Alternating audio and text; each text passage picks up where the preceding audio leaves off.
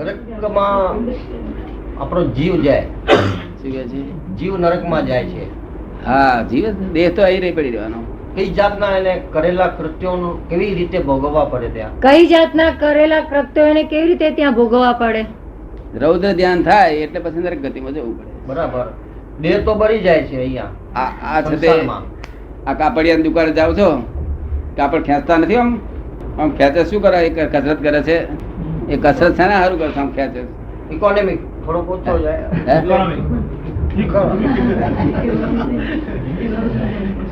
Economy કે છે, વધારે ન જાય, વધારે ના જાય ની બચે. 40 મીટર તોથી લાવ્યો મિલબોથી, અને અહીંયા આગળ 40 મીટર આપી દેવાના છે. એમાં ખેંચવાની જરૂર ક્યાં રહી આપણે? તકના આટલું વધે છે તાર હું એ વધસ્થી નરકમાં લઈ જઈશ તને. બરાબર છે.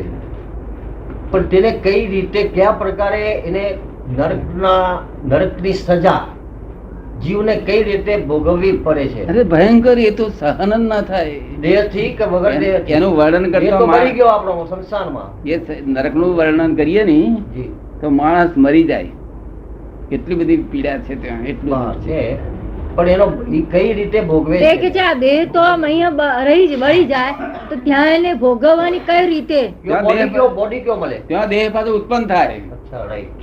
ત્યાં દેહ એવો ઉત્પન્ન થાય ઈ જોઈ જ. તે કાપ્યો કપાય નહીં, બાળ્યો બારી શકાય નહીં. પારા જેવો દેહ થાય. પારો હોય છે ને, તે પારાની પેટ દેહ હોય તો આમ કાપી નાખે બીજું જીવ એને, તે લાય બળે, દુઃખ થાય, પુષ્કર બધું થાય, પણ તોય મરી ના જવાય. જીવતો ને જીવતો એટલે ઓલી વિરાજ થન કરે. તરત હંધાઈ જાય. અને દેવગતિમાં કપૂર જેવો દેહ છે. કાપુસ છે, વાટકા નથી. સુગંધિત. એ તો સુખ નો નર્યું સુખ. તારે જવું દેવગતિમાં? એ આપણા હાથમાં નથી. આપણા કર્મો લઈ જશે. કર્મો લઈ જશે. એ આપણા હાથમાં નથી, આપણા કર્મો લઈ જશે. કોણ કર્મો વળી? તમારું ઉપરી છે? તમે કીધા ને કર્મો લઈ જશે એટલે કઈ તમારું ઉપરી નથી. તારે એવી સદગતિ આપણે બાંધશું સારા કાર્યો કરીને, તો આપણા માટે સ્વર્ગના દરવાજા ખુલ્લા છે. એટલે આપણે ચોરને પૂછીએ કે જેલમાં જવું છે, તો કે ભાઈ મારું કર્મ જ લઈ જશે મને, એના જેવી વાત કરો છો? આપણે જૈનો કર્મને માનીએ છીએ. હે? આપણો ધર્મ કર્મને પહેલા માને છે, પછી કર્તવ્ય, પછી પુરુષાર્થ. કર્મ પોસણા કરો. કર્મ પોસણા કરે ને આખો શું કરો છો? પ્રયત્ન કરવો જોઈએ એના માટે. પ્રયત્ન કરવો જોઈએ. હે? પ્રયત્ન કરવો જોઈએ એના માટે. પ્રયત્ન તો હવારથી મળી છે. ચા પી લો છો તેમાં પ્રયત્ન કરવાની જરૂર નહીં પડતી. ખાવામાં પ્રયત્ન કરવાની જરૂર નહીં પડતી. દાળ ભાત બધું, શાક રોટલી બધું, અને રસ રોટલી ખાઈ જાવ છો અને પાછા કે આમાં પ્રયત્ન. એટલી અજ્ઞાનતા છે. હે? એટલી અજ્ઞાનતા છે. એટલી અજ્ઞાનતા છે. અજ્ઞાનતા છે તો જવું પડશે. જવું જ પડે. ના ન થાય તો નરગતિના બહુ દુઃખો ભારે. સાચી જ વાત છે. આપણે સમજીએ છીએ છતાંય પણ તમે આપણે ઓલા આપણા જે દુશ્મનો આપણા ભેગા છે. આપણા ઘરના બૈરા છોકરા જોડે લઈ જાવ ના લઈ જાવ? એકલા જઈએ શું કામનું થાય? ઈ જાણે. આપણે એકલા આવ્યા, દિગંબર રીતે આવ્યા છીએ. આપણી સાસુ ને લઈ લે એટલે છોડી ક્યાં જવાની હતી? નારિયેલ આપે સાસુ કે બાપા લ્યો નારિયેલ લ્યો સોપારી, વળી ઓલો પરિગ્રહ ભેગો કરવાનો, બાંધવો નહીં પરિગ્રહ ને. એને એની રીતે જીવવા દો, એની રીતે મરવા દો, એની રીતે એનો કર્મોની ગતિ ભોગવવા. Life is alone.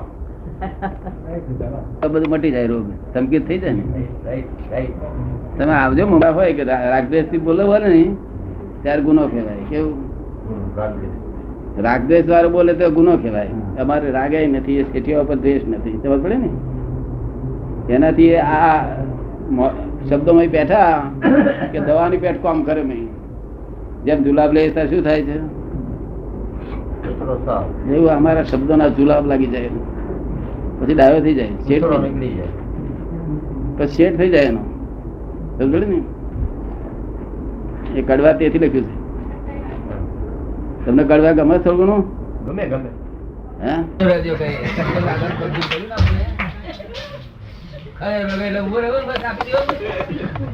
हम तो अबे क्या है बोल बुम्मा नाम शो હતો છે બુમાય ના પાડો તમારે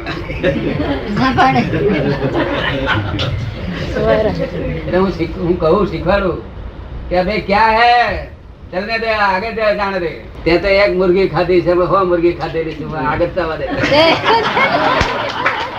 કે ને ખતરે બચારો તારું કઈક છે કે છે એટલે આપણે વગર કોમ ના આપી દઈએ હેન્ડ્સ અપ અને મરવાનું જીવન વ્યવસ્થા તાબામાં છે ને તો દેખતા પેલા મરી જવું એને દેખા પેલા આમ તો રસ્તે ના આવે લૂંટી લે બરાબર ના લે લૂંટી લે કઈ મકારો પાડો શું હતો મકારો પાડો એ કઈ છે તે એ નથી ને હિંસા નથી ને દવા લાવી એ કઈ ગુનો નથી તો હેન્ડઝપ કહેતા ને બધા કઈ લઈને આવ્યો છું બધું શું લઈને આવ્યો છાતી તો જ્ઞાની છાતી વગર તો જ્ઞાની ના થવાય તેથી તીર્થંકરો જ્ઞાની થયેલા ને બધા છાતી જોઈએ રાતે અહીંથી બેઠા એટલે આપડે કહીએ કે કોણ છે ક્યાં આયા એવું જરા બૂમ પાડીએ ને તે જાણે કે આ તો જરા કઈક ભારે લાગે છે કે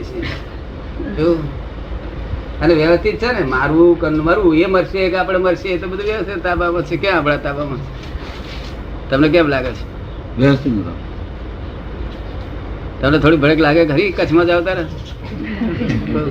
ગામડા બારવટી આવે તારે લાગે લાગતી હતી હમણાં તો કચ્છમાં જવાનો મોકો નથી આવ્યો હા પણ બારવટી આવે તારે શું કરો હે ભય લાગે શું કે ભય લાગે બૂમ પાડો રહી આમ થા બૂમ પાડો શું જાય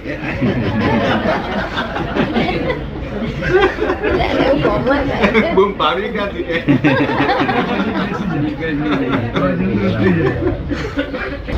વ્યવહાર ક્યારે થોડું જોઈએ ને હાવ છે તે એકલું નિશ્ચય એકલું કેમ ચાલે આવડો મોટો ધંધો કરે ધંધો મોટો બિઝનેસ મોટો નહીં થોડુંક હલાવવાનું બીજું કશું કોઈને સહેજે દુઃખ દેવાનું તો ના હોય દુઃખ દેવાનો તો ભાવ જ ના હોય આપડે કેવું દુઃખ દેવાનો તો ભાવ જ સામો દુઃખ દેતો હોય તો એને ધીમે રહીને જરા સમજ પાડીએ કે ભાઈ આવું તમને શું ફાયદો થશે એમાં આવતા આવતા શું થશે તમારું એટલું વિચારું છે પછી દુઃખ દેવો શું કહ્યું શું કરીશ આજ ભૂઈ જવાનું છે કે નહીં સુવાનું છે દાદા આમાં માટે કિંચિત માત્ર ઊંધો ચાલે તો એને અટકાવવો કે ભાઈ આમ નહીં આમ હોય શું કહ્યું અટકાવ તો જોઈએ દાદા તમને કેમ લાગે છે અટકાવ જોઈએ નિકાલ કરો એટલે સામાન્ય કિંચિત માત્ર દુઃખ ના થાય ઉપર આપણે એને છે તો 20% 25% આપણે જોડે માથાકૂટ કરી છે બિચારા આશાદ હોય ને દરેક ધંધામાં આશાદ રાખે ને 20% ના રાખે તે 20-25% આપણે આપી દેવાનું સામાન લિસ્ટ લઈ લેવાનું ચોખાના ભાવ એ બધું જે છે 5 રૂપિયા ભાવ વધતો ઓછો હોય તેનો વાંધો નથી સમજ પડી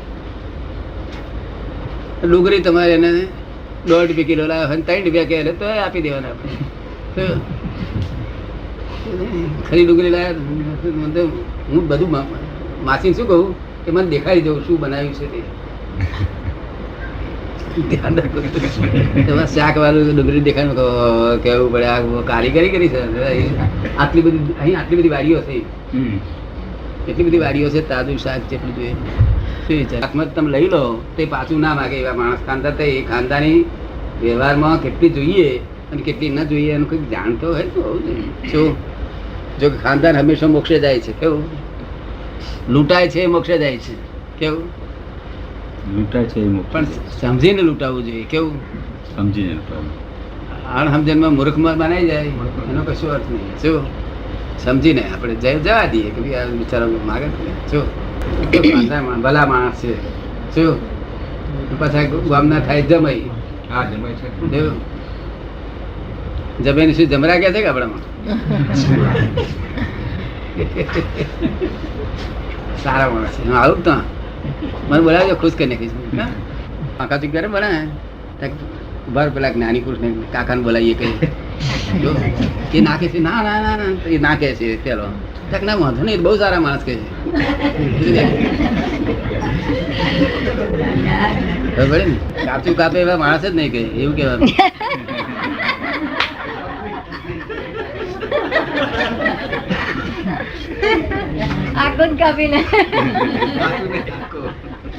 એ નાખે છે હા, એ ગમત કરી છે. હા આપણે કઈ આરતી ધ્યાન નથી એટલા માટે તો મારે ઉડતું ભગવાનની કૃપા કહે અને બુદ્ધિ ફરે એવું લખવું એવું પડે શું આ બુદ્ધિ ફરે તો સારું નહીં તો કેવા અવતાર થાય બિચારા આવું નવું